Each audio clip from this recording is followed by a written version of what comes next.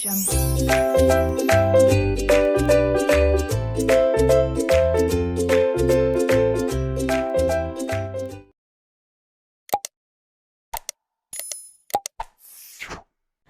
hello everyone and welcome back to my channel named Learning to Learn. So before starting this particular video, let me give you a quick update about Unacademy. If you don't know what Unacademy is, you're missing a lot. आप जो भी exam दे रहे हो, NDA UGC net का exam दे रहे हो, UPSC exam दे रहे हो, 11th-12th एग्जाम दे रहे हो और एनी कॉम्पिटिटिव एग्जाम, Unacademy पे you get special classes. Now, what are special classes? If you install Unacademy app, then you can search the category you are going for, जो भी इस category में आप prepare करना चाहते हैं. इट कैन बी BCom और it can be your bank exams, it can be UGC net exams, UPSC exams. और स्पेशल क्लासेस लाइव होती हैं जो आप फ्री ऑफ कॉस्ट देख सकते हो. उसके लिए आपको ₹1 पे करना नहीं पड़ता, but the quality content they provide is awesome. Even मेरे PYQs चल रहे हैं मॉर्निंग 9 और इवनिंग 9. तो मेरे स्पेशल क्लासेस के 2 ही टाइमिंग्स हैं, सुबह 9 बजे, शाम को 9 बजे. क्लास एग्जैक्टली 9:05 को स्टार्ट होती है, तो आप 9 बजे एनरोल करके वेट कर सकते हैं या 9:05 को स्टार्ट कर सकते हैं. राइट नाउ हम लोग PYQs पे फोकस कर रहे हैं, that to NTA UGC NET paper 1. अगर आपको पेपर 1 2020 और 2021 के लेटेस्ट के PYQs करने हैं, this would be the perfect time for you to join Unacademy and join my special classes. अगर मेरे स्पेशल क्लासेस को ज्वाइन करना है तो ये टेलीग्राम चैनल ज्वाइन कर लीजिए, इस पे आपको लिंक्स मिल जाएंगे, या आप अनअकैडमी पे अदिति विनोद आर्या नाम से मुझे फॉलो कर सकते हैं. बट अगर आप चाहते हैं कि आपको डेडिकेटेड क्लासेस मिले, just like coaching classes experience, ताकि आप पॉइंट वाइज पढ़ सके, आपको समरी नोट्स मिल सके, तो I am going with the plus classes paid platform पे है और आपको उसके लिए फीस पे करनी पड़ेगी. This is the fees before using my referral code and this is the fees after using my referral code. And इन सब के बाद the biggest thing, you are going to get summary notes. Now what do we understand by summary notes? एक unit के लिए आपको लगेगा आपको 200 पेज पढ़ने की जरूरत है, 400 पेज पढ़ने की जरूरत है. ऐसा नहीं है. I will be giving max 15 pages for every unit. एक यूनिट आपका 15 पेजेस में हो जाएगा, बहुत कॉम्प्रिहेंसिव मैनर में, और मैं आपको एक एक पॉइंट एक्सप्लेन करूंगी इन द क्लासेस. तो अगर आपको अपने डाउट सॉल्व करने हैं, अपना थियोरेटिकल पोर्शन पूरा कवर करना है, PYQs प्रैक्टिस करनी है और साथ में समरी नोट्स खुद बनाने हैं या PDF चाहिए, तो you have to join this plus classes going at 6 PM every day. ना ये सब हो चुका है, अब आते हैं हमारे मेन टॉपिक पे कि what is today's topic. Now, so today's topic is Pestle analysis. Pestle analysis basically एक फ्रेमवर्क की तरह है. फ्रेमवर्क मतलब इसका एक ढांचा होगा और बाकायदा हम इसका डायग्राम बना पाएंगे. सो पेस्ले एनालिसिस यूज किया जाता है एक्सटर्नल एनवायरनमेंट या मैक्रो एनवायरनमेंट के फैक्टर्स को समझने के लिए. तो अगर आप पेस्ले को ध्यान से देखेंगे तो PESTLE, P से है पॉलिटिकल, E से है इकोनॉमिक, S से सोशल, T से टेक्नोलॉजिकल, L से लीगल और E से एनवायरमेंटल. तो ये इसका कंप्लीट फुल फॉर्म है. Now the advantage of this tool is that it encourages management into proactive and structured thinking in its decision making. तो एग्जैक्टली ये पर्टिकुलर पेस्ले एनालिसिस हमें क्या मदद करता है? पेस्ले एनालिसिस हमें ये अंडरस्टैंड करने में मदद करता है कि किस तरह से हम एक्सटर्नल एनवायरनमेंट को समझ सकते हैं. एक्सटर्नल एनवायरनमेंट को कंप्लीटली समझने के लिए हमें 6 एलिमेंट्स की जरूरत पड़ेगी. ये है वो 6 elements. These are the 4 elements और आगे के पेज में 2 एलिमेंट्स और हैं, जैसे कि आप यहाँ पर देख सकते हैं. अब हर एक एलिमेंट के सब एलिमेंट्स होते हैं या सब पार्ट्स होते हैं. जैसे पॉलिटिकल एनवायरनमेंट की बात करें या पॉलिटिकल एलिमेंट की बात करें, तो पॉलिटिकल एलिमेंट में सिर्फ और सिर्फ पॉलिटिकल स्टेबिलिटी या रूलिंग पार्टी में कौन है, नए रूल्स क्या आए, वो नहीं. सब कुछ इंक्लूडेड होगा, ये सारे पॉइंट्स इंक्लूडेड होंगे ताकि आप अपने बिजनेस की जो पॉलिटिकल एनवायरनमेंट है उसको समझ पाओ। Same goes for economic, social, technological, legal और एनवायरमेंटल।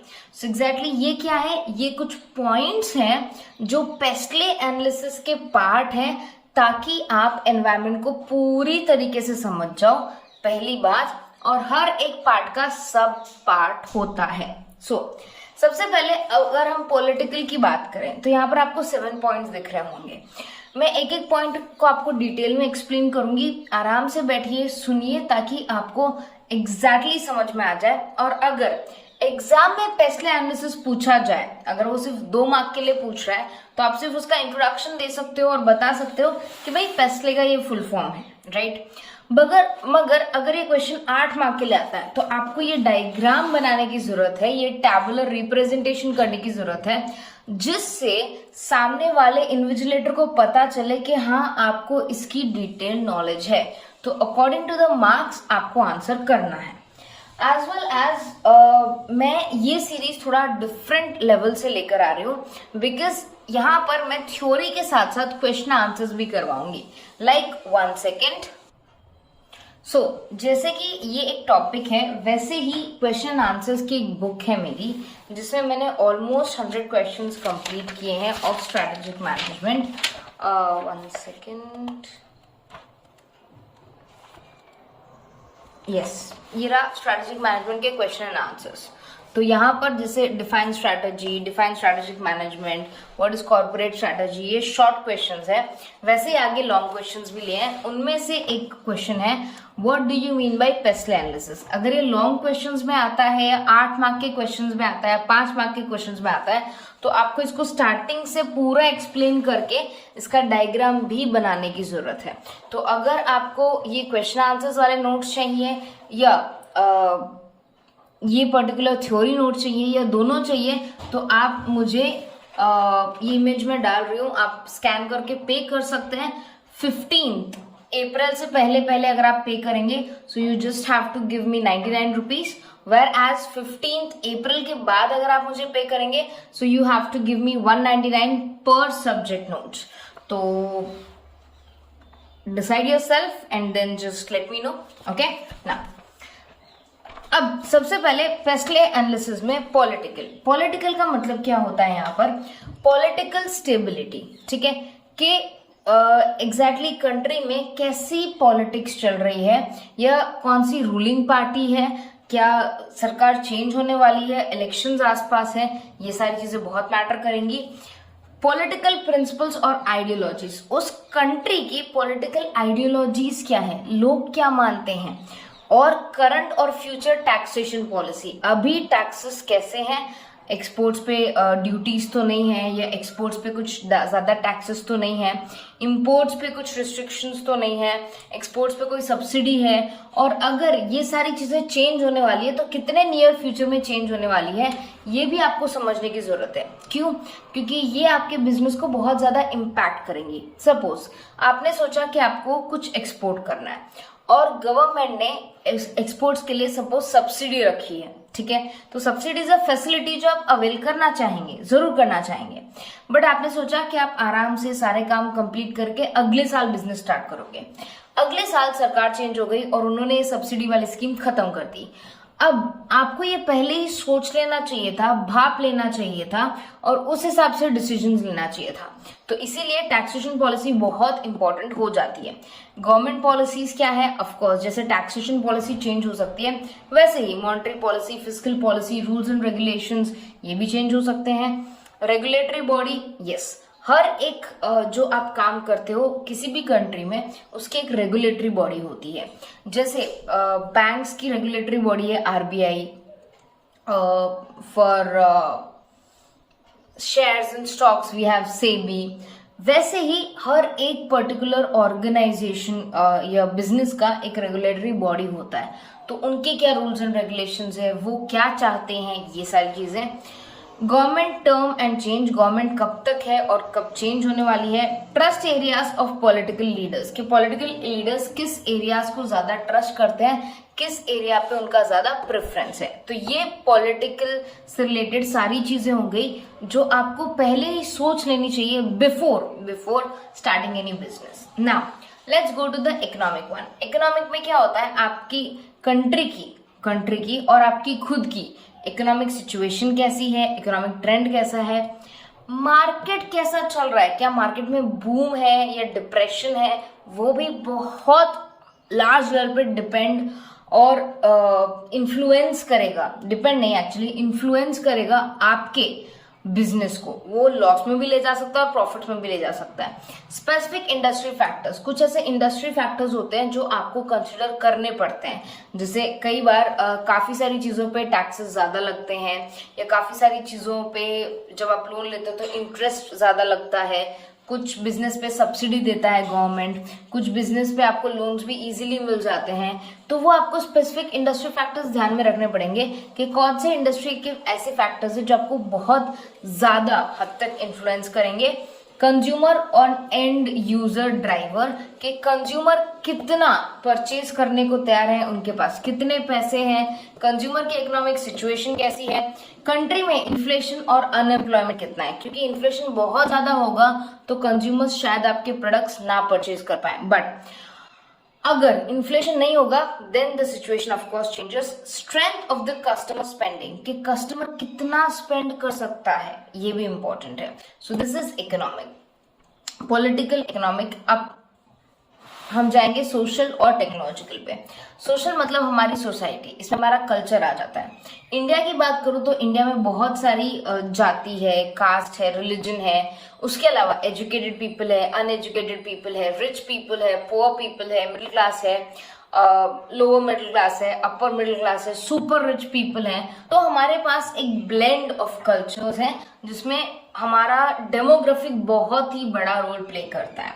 ठीक है, तो यहाँ पर लाइफस्टाइल कैसा है कि लोग किस लाइफस्टाइल में जीते हैं, मॉडर्न में, ट्रेडिशनल में, ज्यादातर लोग क्या प्रेफर करते हैं। दूसरा डेमोग्राफिक्स, डेमोग्राफिक्स मतलब पॉपुलेशन को बांटना इन डिफरेंट टर्म्स।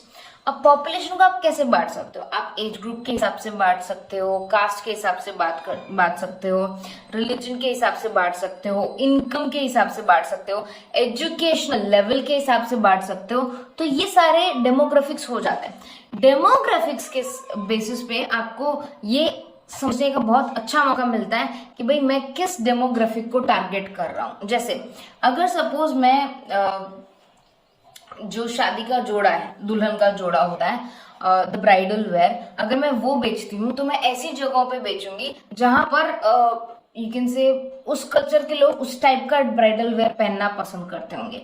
जैसे अगर क्रिश्चियंस को देखें तो व्हाइट गाउन पहनना पसंद करेंगे, बट हिंदूज में वो एकदम ऑपोजिट हो जाएगा। They not go for white, they go for bright colour like pink, peach, red, something like this. In the same way अगर आप किसी और कल्चर में जाएंगे तो वो और चेंज हो जाएगा। सो डेमोग्राफिक्स इसीलिए हमारे लिए इंपॉर्टेंट हो जाता है क्योंकि इससे हमारा टारगेट मार्केट हमें पता चलता है कि हम किस ऑडियंस को टारगेट करने वाले हैं। नेक्स्ट कंज्यूमर एटीट्यूड और ओपिनियंस, की कंज्यूमर के क्या एटीट्यूड है, क्या ओपिनियंस है, कंज्यूमर चेंज हुआ है या नहीं। कंज्यूमर के बाइंग पैटर्न्स क्या है, branding, company, technological image, media views, media कैसे व्यूज रखता है, क्या परसेप्शन है मीडिया का आपके प्रोडक्ट के बारे में, और रिलीजियस फैक्टर्स। ये सारे फैक्टर्स सोशल फैक्टर्स में आएंगे जो सोशल और सोसाइटी और कल्चर को रिप्रेजेंट करता है। अब टेक्नोलॉजिकल फैक्टर्स मतलब वो सारे फैक्टर्स जो टेक्नोलॉजी से होते हैं। जैसे बहुत पहले हम लोग सीडी यूज करते थे, उससे पहले हम लोग टेप रिकॉर्डर में कैसेट डाल के सुनते थे। सो जैसे जैसे टेक्नोलॉजी चेंज हो रही है हम वो प्रोडक्ट्स यूज करना बंद कर रहे हैं। अब कैसेट कोई बेचता नहीं है, कोई खरीदता नहीं है। इवन सीडीज भी आपको बहुत मुश्किल से मिलती है, डीवीडीज ना के बराबर है। एक टाइम पे मेमोरी कार्ड्स बहुत ज्यादा बिकते थे बट अब वो बंद हो चुके हैं बिकॉज टेक्नोलॉजी इतना अपग्रेड हो चुका है in each and every mobile that you don't need extra space. आपको एक्स्ट्रा स्पेस की जरूरत ही नहीं है। सो टेक्नोलॉजी बहुत ही ज्यादा इंपॉर्टेंस रखता है। अगर आप गलत टाइम पे एंट्री करते हैं with the technology in the market तो आपको बहुत नुकसान हो सकता है। One of the examples can be Nokia. Nokia ने एक सबसे बड़ी गलती ये की कि उन्होंने एंड्रॉयड को एक्सेप्ट नहीं किया। जब फोन्स कॉटी की पैड से टच स्क्रीन पे जा रहे थे और फुल्ली एंड्रॉयड हो रहे थे, तब नोकिया ने ये नहीं सोचा था कि एंड्रॉयड इतनी बड़ी बात हो जाएगी और एंड्रॉयड चीजों को इतना आसान बना देगा। इसीलिए नोकिया ऑलमोस्ट खत्म होने की कगार पे आ गया था। So, technological aspects are the replacement technology, maturity of the technology, manufacturing maturity or capacity, innovation potential, technology access, intellectual property rights and copyright. तो ये है मेरे टेक्नोलॉजिकल you can say चीजें जो हेल्प करेंगी मुझे ये सारी चीजों को पहले समझ लेना है, फिर मार्केट में एंटर करना है ताकि लॉसेस ना हो। नेक्स्ट वन, लास्ट के दो जो हमारे बचते हैं वो है लीगल और एनवायरमेंटल। लीगल का मतलब जब बिजनेस और corporate laws, other type of laws, economies laws, pollution control board, बहुत सारी ऐसी चीजें होती हैं जो कई बार लीगल प्रॉब्लम्स क्रिएट कर सकती हैं। तो आपको इन सारे एक्ट्स को पढ़ना है, फॉलो करना है, ताकि गलती से भी आप कोई रूल ब्रेक ना करो। अगर आप कोई भी रूल ब्रेक करोगे तो ultimately that will have a worst effect on you and your company and your business. तो आपको ध्यान में रखना है कि आप मोस्ट ऑफ द लॉस जो आपके बिजनेस से रिलेटेड है, अगर आप कोई हजार्डस गुड्स प्रोड्यूस कर रहे हैं तो उसके लिए आपको 4 जगह से लाइसेंस देना पड़ेगा। अगर आप ऐसी कोई काम कर रहे हैं जिससे आपको एनवायरनमेंट को प्रोटेक्ट करना पड़े, एनवायरमेंट प्रोटेक्शन लॉज फॉलो करने पड़े, तो आपको वो भी पढ़ना पड़ेगा। तो depending upon the business you have to go through all the laws applicable to that business, और फिर आपको आगे बढ़ना है। आपको ऐसे कोई लॉ रूल ब्रेक नहीं करना है। नेक्स्ट, एनवायरमेंटल मतलब जो एनवायरमेंट से रिलेटेड है। तो यहाँ पर एनवायरमेंटल हजार्ड्स हो सकते हैं कि भाई आप वातावरण को कितना नुकसान पहुंचा रहे हो, वातावरण में लोगों को कितना नुकसान पहुंचा रहे हो, कितना एनर्जी कंज्यूम कर रहे हो, कितना वेस्ट जनरेट करके सोसाइटी में या एनवायरनमेंट में छोड़ रहे हो। ये सारी चीजें आपके एनवायरमेंटल फैक्टर्स में आएंगी और एनवायरनमेंट को प्रोटेक्ट करना हर एक कंपनी की ड्यूटी होती है। तो यहाँ पर एनवायरनमेंट को प्रोटेक्ट करना और एनवायरनमेंट के इश्यूज को ध्यान में रख के काम करना is also one of the analysis of PEST analysis. तो अब ये जो था आज का लेक्चर हमारा, that was on PEST analysis. इसमें लास्ट एक पॉइंट है जो बहुत ही अच्छा है, strategic response to the environment. अगर एनवायरनमेंट में कोई भी चेंज आता है, अचानक कोई लॉ चेंज हो जाता है या कोई पॉलिटिकल पार्टी एकदम बदल जाती है, न्यू रूलिंग पार्टी आती है, एनवायरनमेंट प्रकृति बदल जाती है, या कस्टमर्स का टेस्ट या प्रेफरेंस चेंज हो जाता है, तब आपको रिस्पॉन्ड करना पड़ेगा। स्ट्रेटेजिक रिस्पॉन्स क्या हो सकता है? 3, लीस्ट रेजिस्टेंस, कि भाई आप उसमें कुछ भी मत करो, अगर आपको लगता है कि इसमें कोई सोल्यूशन नहीं है तो आप पीछे हट जाओ, ठीक है। प्रोसीड विद कॉशन, यहाँ पर क्या होता है, यहाँ पर हम आगे तो बढ़ रहे हैं बट सोच समझ के, सारे रिस्क को कंसिडर करके, सब कुछ ध्यान में रख के आगे बढ़ रहे हैं। Third is dynamic response. जब ऐसा कुछ होता है तो आप एकदम 360 डिग्री एकदम नया टाइप ऑफ रिस्पॉन्स ला सकते हैं जो किसी ने नहीं सोचा होगा। अब ये एग्जैक्टली और डिटेल में समझने हैं तो प्लीज नेक्स्ट वीडियो देखिएगा। हर रोज सुबह 9 बजे मैं इस तरह की वीडियोस अपलोड करती हूँ। So take good care of yourself, study hard, और अगर कोई भी डाउट्स हो तो प्लीज पूछिएगा। Wait for one more lecture, tomorrow morning हम इसको डिटेल में समझेंगे।